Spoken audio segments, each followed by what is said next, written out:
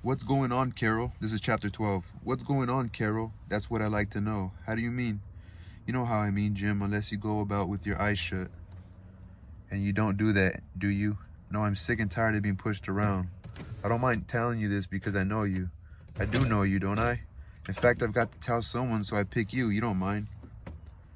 It was having to dance again, and so soon that Dixon minded not hearing what Carol wanted to say, which promised to be at least interesting.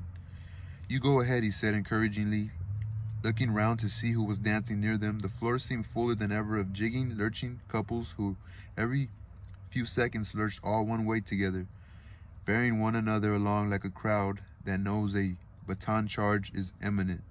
The noise was enormous. Every time it rose to a maximum, Dixon felt sweat start out on his chest as it were being physically squeezed out of him above eye level. The painted pharaohs and Caesars seem themselves to be twisting and toppling. He thinks he's only got to crook his bloody finger and I'll come running, Carol announced in a shout. Well, he's mistaken. It was on the tip of Dixon's tongue to tell Carol not to think she was fooling anyone by talking and behaving so much more drunkenly than she was in fact feeling, but he didn't, guessing that she needed some sort of mask and knowing by experience that this was a much more efficient one than drunkenness itself. He only said, Bertrand? That's the fellow, the painter, you know. The great painter, of course. He knows he isn't great, really, and that's what makes him behave like this. Great artists always have a lot of women, so if he can have a lot of women, that makes him a great artist, never mind what his pictures are like. You're familiar with the argument, and with the fallacy too, no doubt. Undistributed, how do you call? Well, you can guess who the women are in this case, me and the girl you got your eye on. Dixon started insincerely. The charge was quite unfounded, but at the same time it managed in some unscrupulous way to be well-founded too. What the hell are you talking about? Don't waste time like this, Jim. What are you going to do about it anyway? About what? She dug her nails into the back of his hand. Stop doing that. What are you doing about Christine Callahan? Nothing, of course. What can I do? If you don't know what to do, I can't show you, as the actress said to the bishop, worried about what dear Margaret would do. Look, do cut it out, Carol. You're supposed to be telling me something, not cross-questioning me. I thought so, and don't worry, it's all connected, all connected. No, you let dear Margaret stew in her own juice. I've met people like that before, old boy, and believe me, it's the only way, only thing to do. Throw her a life belt and she'll pull you under. Take it from me. She nodded, her eyes half closed. What do you want to tell me, Carol, if anything? Oh, I got plenty to tell, plenty. You knew he was bringing me to this hop originally. Yes, I had gathered that.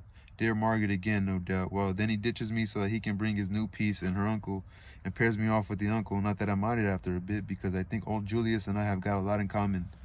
We started to anyway, until dear Margaret decided she could make sweeter music with old Julius than I could. I'm using her vocabulary, you understand, not mine. Yes, I understand very well, thanks. At this point, they both heeled over sharply in the crowd, but he heard her say, None of your Galsworthy dialogue here. Please, Jim, can't we go and sit down for a bit? This is a bit too much like a CNA sale for me. All right.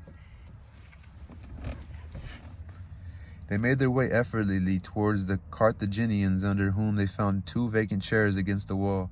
As soon as they were seated, Carol leaned vivaciously over to Dixon so that their knees were touching. Her face was in shadow, and seemed so it had a romantic bloom. I suppose you've guessed I've been sleeping with our friend the painter, haven't you? No, I hadn't, he began to feel frightened. That's good. I shouldn't like it to be generally known. I won't tell anybody. That's the spirit, especially not dear Margaret, eh? Of course not. Good. Rather surprised, isn't it? Yes, it is. You're a bit shocked, aren't you? Well, no, not exactly. Not in the ordinary way, that is. It's just that seems such a queer fish for you to have gone for in that way. Not so queer as all that. His determination's rather a good thing about him, you know, and he's very attractive in his way. Is he? Dixon's mouth tightened. And, well, old Cecil isn't much a boy for that kind of business, as you can imagine. We've more or less packed it in, that side of things. The trouble is that I still quite like it, and so does Bertrand, eh? Of course, one thing's been dragging on for some time now. The thing's been dragging on for some time. We've been getting rather fed up. Bertrand was always in London, hopping into bed with people. The Loosemore girl chiefly, and I've been getting sick of this line about being a great artist and so on. Then it flared up again the last time he was down. I think perhaps Christine wasn't coming up to scratch, or not quickly enough, possibly.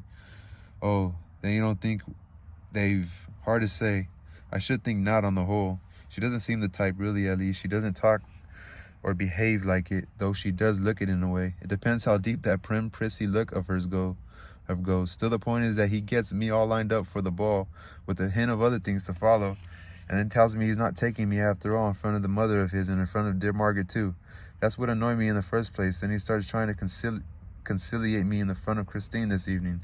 That got me down again. Then he takes me in here for a dance and tries to laugh the whole thing off by treating me man to man and telling me I know what the little girls like Christine are like and how I'm not the sort of person he's always taking me for if I let that sort of thing interfere in a friendship. Note that between two adults. Note that too. Oh, I know I oughtn't to be taking it like this, but honestly, Jim, it does get you down, the whole thing.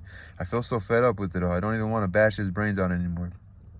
Dixon had been studying her face during this speech. The movements of her mouth were beautifully decisive, and her voice, abandoning its synthetic fuzziness, had returned to its usual clarity. These things helped to give her presence and a solidity and emphasis that impressed him. He felt not so much her sexual attraction as the power of her femaleness.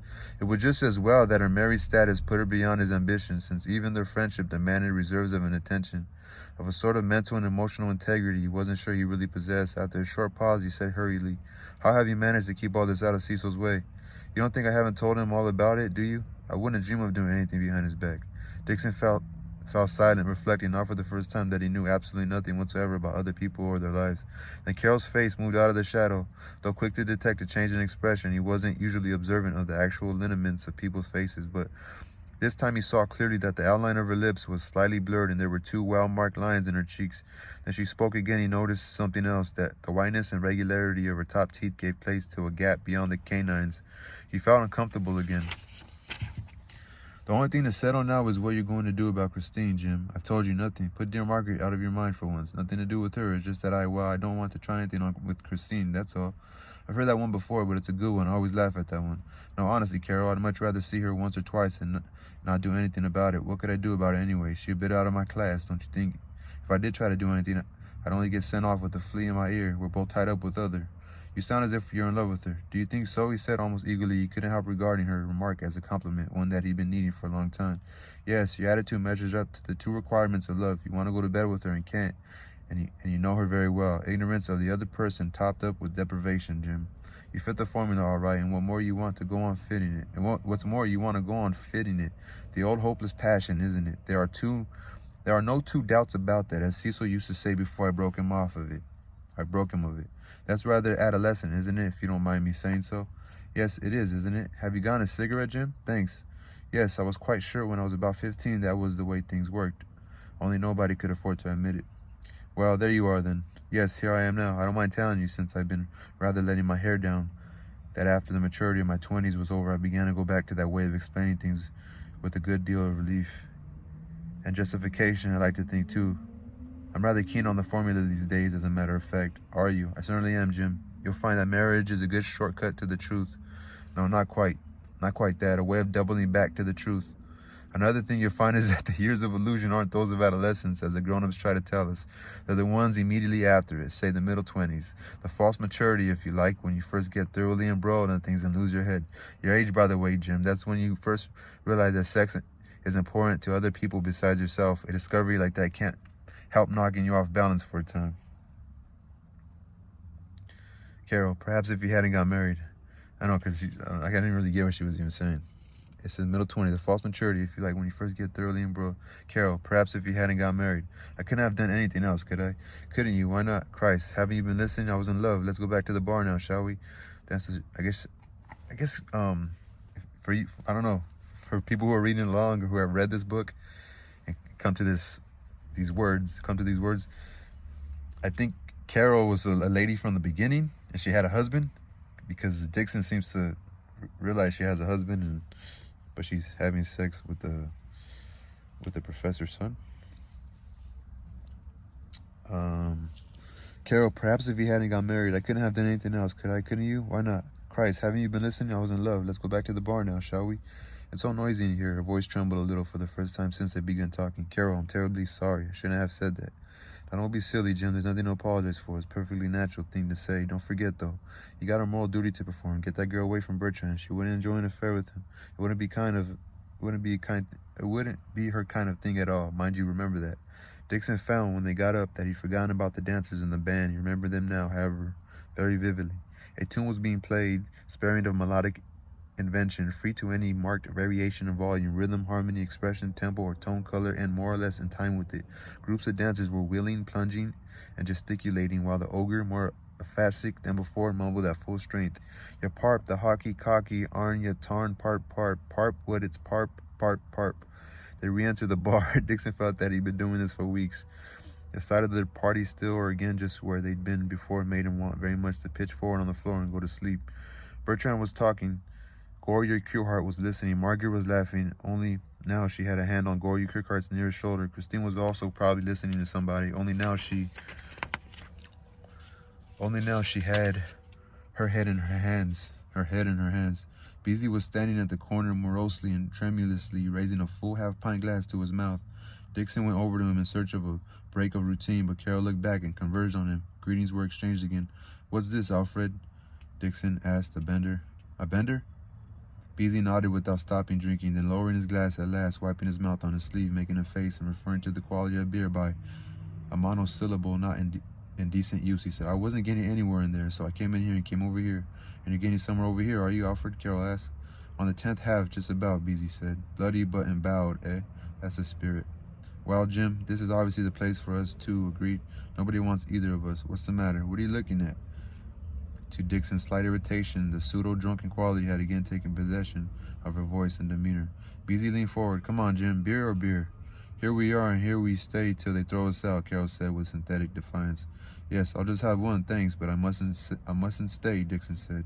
"Because you've got to go and see how dear Margaret's getting on, is that right?" "Well, yes, I thought I told you to let dear Margaret stew in her own juice, and how about just using your eyes? She's enjoying herself ever so much. Thank you, Mr. Dixon, and thank you, Mrs. Goldsmith, and thank you, too.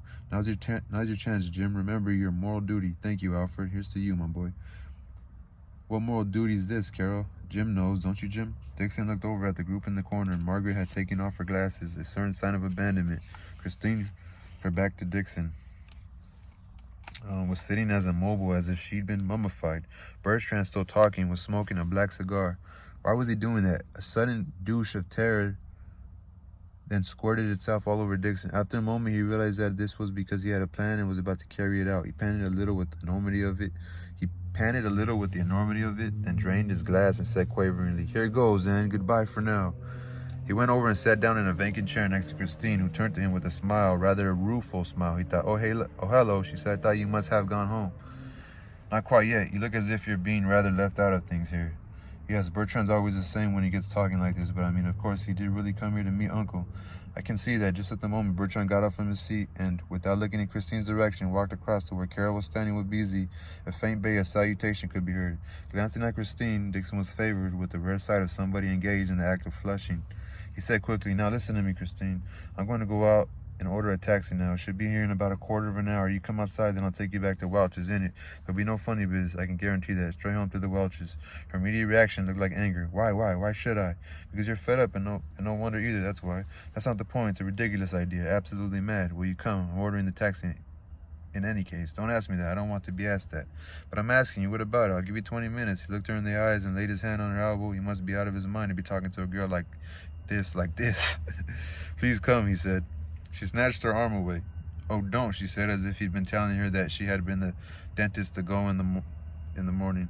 She snatched her arm away. "Oh, don't," she said, as if he'd been telling her that she had the dentist to go to in the morning.